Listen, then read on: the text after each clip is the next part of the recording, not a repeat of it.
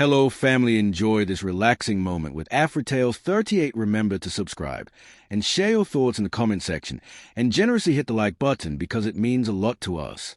Please relax and enjoy as we dive in the story. Darian Cole had never imagined being found face down in a dark alley. In the minds of ordinary people, men like Darian existed only in top-floor penthouse offices or arrive at events in sleek limousines.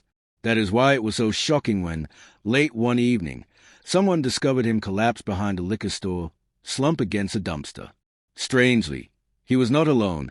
A homeless man named Joe Boy was beside him, a confused and worried look on his worn face. Local reporters went wild. By the next morning, headlines all over the city screamed, "Billionaire collapses in alley, found clutching a beggar's hand." It seemed like a dramatic story made for social media gossip. People whispered about secret deals gone wrong, shady underworld activities, or even a poisoning scheme. Conspiracy theorists tried to dig through Darian's background, hoping to discover a hidden reason why the CEO of Coal Systems, worth over $10 billion, would be found in the most unlikely of places. They uncovered only a strange piece of security footage taken by a nearby shop's camera.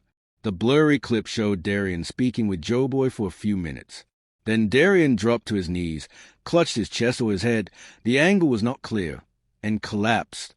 Joe Boy, startled, bent over him and appeared to call out for help. For days, nobody could figure out what business Darian had with a homeless man. The more reporters dug around, the less sense it made. Darian Cole, after all, was known for ignoring public appearances and living behind thick walls of privacy. Paparazzi almost never saw him.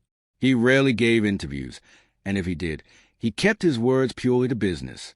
It was common knowledge that he was cold, unreachable, a man who had allowed himself little time for anything beyond his tech empire. So why was he there, in a dirty alley, alone? The first official report stated that he had experienced exhaustion leading to a minor collapse. In more direct terms, maybe he fainted, or had a panic attack, or something else equally unflattering. Officials tried to spin the story, calling it a random occurrence. But keen-eyed readers noticed inconsistencies. One photograph taken on a cell phone by a passerby showed Darian's hand gripping Joe Boy's arm, his knuckles almost white, as though he had needed to hold on to the one person in the world who could keep him from falling. Stranger still was a rumor that Darian himself had gone back to that alley intentionally. He had been there once before, about a week earlier. The story was that he had given this same homeless man, Joe Boy, some money on a whim. Then Darian vanished without explanation. But the memory of that moment must have stuck in his mind, because something made him return, even though it was freezing cold that night and he had no obvious reason to be there. As curious eyes pried into Darian's motives, no one guessed that he and Joe Boy shared a secret connection. In many ways, these two men from opposite ends of society recognized in each other a similar loneliness, a mirror reflection of something they each lacked or had lost. In that alley, a change had begun, and soon the whole city, and eventually the entire world, would be talking about it. Darian's first encounter. A week before his collapse, Darian had been driving home in his sleek electric car. It was late, and most of the city was already asleep. He was exhausted from an endless series of meetings about a new AI security system his company was rolling out. As he waited at a red light, he glanced to the side and saw a man sitting on the sidewalk with a cardboard sign that read, "I once owned stocks. Now I own silence." The words made Darian pause. He lived in a city full of homeless people, but never before had he truly seen one. They existed in his peripheral vision, background noise to be ignored. Yet that sign struck him in a place he had long kept closed. Before he could think too deeply, the light turned green. But as the car started to move, Darian found himself steering the wheel to the curb.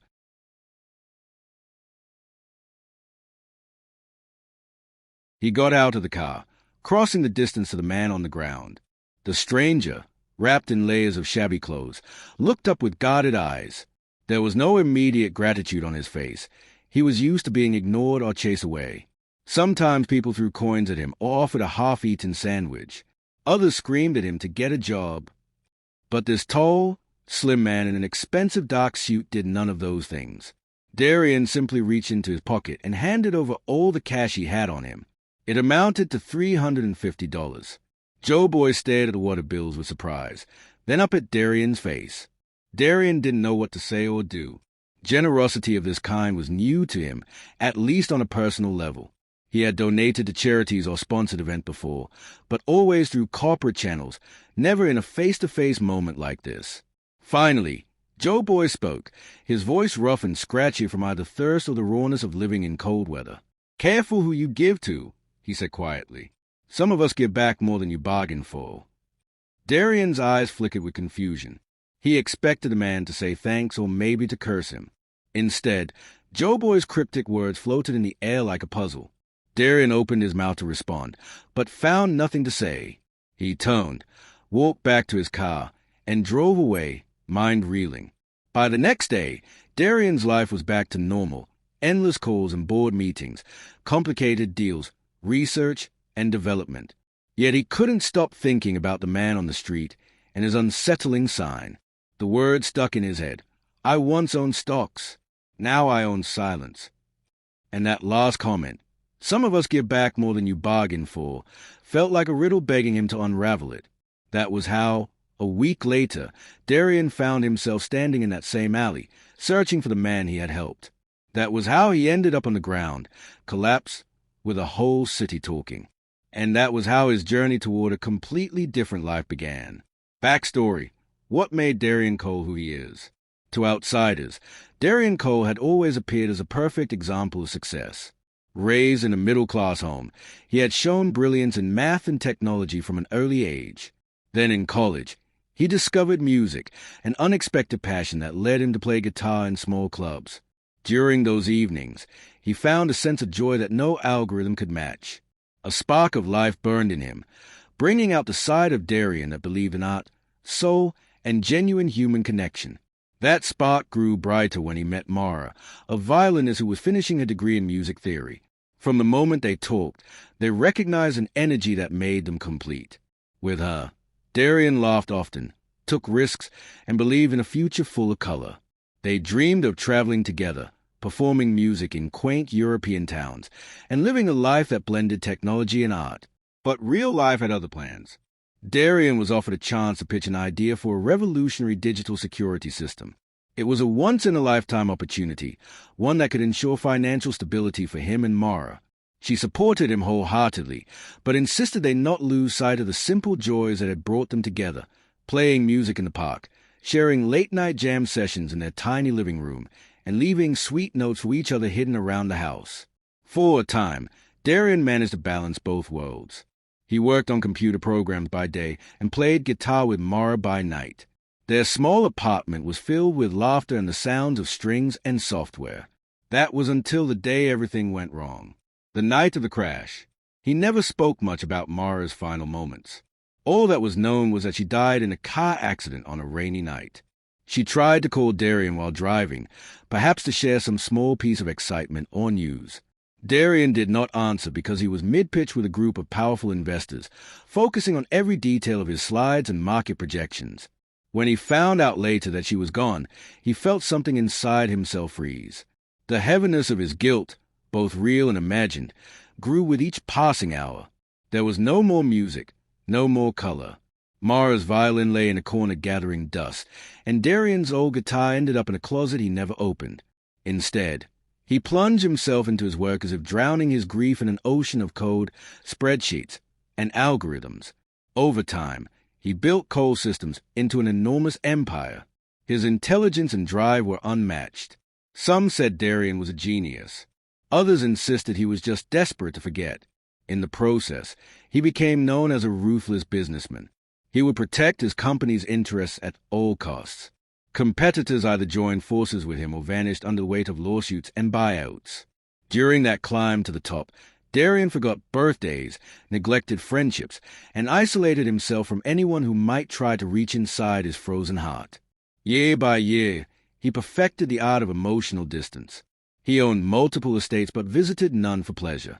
He had advanced security systems installed wherever he stayed, including hidden cameras and password-protected locks. The only people who truly had his ear were lawyers, financial advisors, and investors. To them, he was not rude, but he was cold, pure steel and calculation. 23 years after Mara's death, Darian had everything he could want in terms of power and wealth. But inside, he felt nothing. He rarely slept well. He rarely smiled. His empire was unstoppable, and yet he was a lonely, isolated figure behind tinted windows. To many, he was simply a name on a tower, a face on a magazine cover, untouchable, unreachable, and unemotional. The alley's pull. So why did a single act of charity shake him up so much? He had donated millions to causes in Mara's name, but it was always done from a distance, through carefully planned campaigns or corporate philanthropy programs. When he saw Joe Boy's sign, he had a brief flashback to himself sitting on the living room floor playing guitar while Mara laughed beside him. The memory was warm but also painful. In the days following his odd gift to the homeless man, Darian found himself unable to focus on his work. He started seeing that cardboard sign in his mind when he tried to read reports. I once owned stocks. Now I own silence. The line gnawed at him in a way few things ever did. Who was this man? What was his story? And why did Darian care? He decided, abruptly, that he had to see Joe Boy again. Perhaps to find answers. Perhaps to confront the question of how someone, who might once have been like Darian, had ended up on the streets. So he'd returned to that alley. And in a strange twist of fate, meeting Joe Boy for the second time would lead Darian to collapse, physically and emotionally, forcing him to face the cracks in his own life. Some might call it a panic attack. Others might say it was a sudden realization that money could not solve what was broken inside him. Either way, that night changed Darian Cole forever. In the days after the alley incident, Darian demanded that his public relations team keep the details private. He refused hospital stays longer than absolutely necessary, signing himself out against medical advice. He was the kind of person who loathed looking weak in front of cameras or reporters. However, once he returned to his guarded home, he made a decision that stunned his inner circle. He sought out Joe Boy again. Not for show, not for a stage photo op, but because a curious part of him recognized that the ragged man had a key to something beyond money and achievement. An unexpected conversation. They met in a run-down diner, a place that smelled of stale coffee and greasy bacon. Joe Boy had chosen it because he knew the owner, who let him sit in the back booth as long as he stayed out of sight from the regulars who might complain. Darian, despite being dressed in a casual shirt and old coat for once, still looked out of place in the chipped vinyl seat. The waitress, glancing at him suspiciously, asked if he was lost. Joe Boy just grinned, revealing teeth stained by time and lack of dental care, and told her they were fine. She poured them coffee and left them in peace. For a few minutes, neither man spoke. Darian sipped his coffee, trying to ignore the bitter taste. It was nothing like the premium brew his chef prepared. Joe Boy stirred his cup with a plastic spoon, leaning back, his eyes half-lidded as though he could fall asleep at any moment. Finally, Joe Boy broke the silence. "Why'd you come find me again?" he asked. Darian looked down. "I don't really know," he admitted. "Something about your sign. Something about what you said." Joe Boy nodded. "My sign is my story, in a few words. Used to work in finance. Had everything. Nice car, decent apartment, good credit. Then 2008 happened. The markets crashed, and my job went with it. I got depressed, started drinking, lost my wife, lost my house, lost everything." Darian studied Joe Boy's face. He saw the lines of worry and the hollowness that only deep sorrow carves into a person. But beneath that, he noticed a certain calm that didn't quite match the gloom. "Why that sign, though?" Darian asked. "You could ask for help in a simpler way." Joe Boy gave a faint laugh. "People don't really read them anyway. But if they do, I wanted them to see the irony. I once owned stocks. Now I own silence. On the streets, you're invisible. Nobody sees you." Darian felt his chest tighten. He knew something about invisibility too, but in a different way. His emotional walls kept people out, and as a result, he was invisible in his own world, locked away in an ivory tower.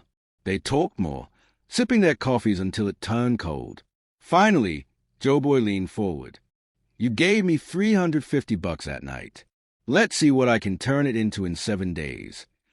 Darian frowned, puzzled. "What do you mean?" Joe Boy's eyes sparkled with hidden fire. "I learned a few things about making money in my old life, but I also learned you can't live by money alone. Let's call this a challenge. I'll take that $350, though I've already spent some on food and a decent jacket. I'll use what's left as a startup fund for a little business I have in mind. If I succeed, you owe me something bigger than money." The challenge hung in the air. Darian was intrigued, even though a large part of him wanted to scoff. "Something bigger than money?" Darian repeated. "What do you expect from me?" Joe Boy shrugged. "Don't know yet. Could be your time, your presence. Could be something else. But if you're not afraid to find out, let me try." There was a flicker in Darian's eyes, part curiosity, part long-forgotten excitement. He found himself nodding. "You have 7 days," he said, "and I want to see how you do it." And so they began a strange partnership, more an experiment than anything else. Darian found reasons to slip away from his office, ditching board meetings or shifting them around, so he could watch Joe Boy as he wandered the streets, meeting fellow homeless men and women, exchanging words and favors. Over a few days, Joe Boy convinced a small grocery wholesaler to let him buy hot dogs and buns at a discount. Then he borrowed a pushcart from a friend and set up a pop-up hot dog stand near a busy intersection. A lesson in people. To Darian's astonishment, Joe Boy's makeshift business started doing quite well. But it wasn't just a product. Plenty of people sold hot dogs. The real magic was Joe Boy himself. He joked with construction workers, teased the teenagers who came after school, asked about the day of the stressed-out nurse who grabbed a quick bite on her break. Somehow, he remembered people's names, or at least their faces, and made them feel seen. Word spread quickly that the hot dog man on 6th Street was friendly, warm, and genuinely interested in the people who bought from him. Darian watched from a distance at first, uncomfortable but fascinated. This was a direct, human interaction, a world away from corporate offices and polished marketing strategies. Hey, Joe Boy's success came from raw connection, from noticing the tired lines around someone's eyes and offering a kind word. By the end of that week, Joe Boy had more than double the original money. He bought supplies, sold them, bought more, and sold more. He even gave away free hot dogs to some of the homeless folks who couldn't afford one. In return, they helped him keep the area tidy, or directed more customers his way. A small community formed around that cart, built on trust and shared effort. For Darian, it felt like looking into a mirror that reflected a different path he might have taken in life, one where he engaged with real people, where success wasn't just about numbers but about relationships. Something inside him stirred in those hours he spent in the background, sipping coffee in a plastic cup while Joe Boy worked. He began to suspect that everything he had built, all the billions of dollars, had cost him something essential. On the 7th day, Joe Boy asked Darian to meet him at the cart. It was after sunset, and the streetlights cast orange halos on the sidewalk. Business had slowed for the evening, and Joe Boy was counting his day's earnings. "So," he said, with a casual smile, "I turned your $350 into nearly $700. Not bad for a homeless guy, right?" Darian nodded, a small flicker of admiration in his eyes. "You did what you promised. You made a profit. Now what do you want in return?" Joe Boy's expression grew serious. "I want you to give away something bigger than money. I want you to open your heart a little. Let people in." Darian stiffened at the suggestion. He was ready to write a check, maybe even a hefty donation. But opening himself to emotional vulnerability, that was territory he had locked away for more than 2 decades. He took a slow breath, feeling a sudden wave of tension in his chest. "I don't do that," he finally said. Joe Boy sighed, placing the day's earnings into a small lockbox. "I know, but that's what you really need. Trust me on this. I chased money, too, until it vanished. I tried chasing it again, but found that what kept me going was the connections, the real human stuff. Without that, we're just ghosts passing through life." Darian didn't answer. He gazed at the ground, remembering Mara, the nights they played music, the day she died, and all the years he spent burying his grief in his work. His eyes burned, but no tears came. He was not used to letting himself feel. Just then, Darian's phone rang, a shrill reminder of the world he was supposed to be in. The board of coal systems had called an emergency meeting, furious about rumors that their billionaire CEO was spending time with a homeless man and running a hot dog stand. They feared it was damaging brand optics and undermining investor confidence. The stress surged inside Darian, and his chest grew tight. He felt the onset of another panic attack. Joe Boy noticed a change in his face. "Breathe," Joe Boy whispered. "It's just fair. Let it pass." But Darian couldn't. His thoughts whirled. Images of board members glaring, the threat of losing control over the company he had built from nothing, the gossip swirling in the media, and the shadow of Mara's memory all weighed on him. Before he could stop it, darkness crowded his vision, and he collapsed to his knees. Later, he woke in a hospital bed. His personal physician had insisted he be admitted for observation. The first thing he saw was Joe Boy, who sat dozing in a chair by the window. Darian blinked, confusion coloring his features. There were no reporters here, no business colleagues, only a homeless man he had met by chance. And for the first time in a very long time, Darian felt a wave of gratitude. He sat up slowly, wincing at the leftover ache in his muscles. Joe Boy stirred and looked over. "You all right?" he asked gently. Darian nodded, trying to muster a smile. "As good as I can be," he said, voice hoarse. "Thanks for sticking around." Joe Boy shrugged. "I wasn't gonna leave you alone here. Don't think you got many friends who'd wait in a hospital for hours." Darian swallowed hard. He knew Joe Boy was right. He had staff, employees, perhaps loyal aides, but not many he could call friends, and none who would spend the night in an uncomfortable plastic chair just to make sure he was okay. The final gift. Over the next day, Darian's mind raced. He felt something shifting inside him, like ice melting at the edges. Pieces of decision began to form, and finally, he knew what he had to do. Once discharged, he led Joe Boy to a small office building he owned, a 2-story structure in an older part of town that he had bought years ago but never fully developed. "This building," Darian said, handing Joe Boy an envelope of signed papers, "I want you to turn it into a shelter, or a community center, or whatever you believe will help people like you, like us. I'll fund the basic renovations, get you on your feet." Joe Boy stayed, stunned. "Are you serious?" he asked, voice shaking. Darian nodded firmly. "I've given money before, but this time I'm giving something else. An actual place, a resource, where lives can be changed. I'm trusting you to run it with the same heart you put into that hot dog stand." Tears gathered in Joe Boy's eyes. He blinked them away but did not hide his emotion. "Thank you," he whispered, "but you said like us. Darian, you're not homeless. You're empty." Darian interrupted. "That was the real problem. I've been empty since my wife died. I want to fill that emptiness now with something more meaningful." The next words out of Darian's mouth surprised Joe Boy even more. "Make me your janitor," he said. Joe Boy's jaw dropped. "What?" Darian gave a small, genuine laugh, something he hadn't done in years. "I need a fresh start. I built an empire, but maybe I need to learn how to serve people directly. It feels like the right thing to do."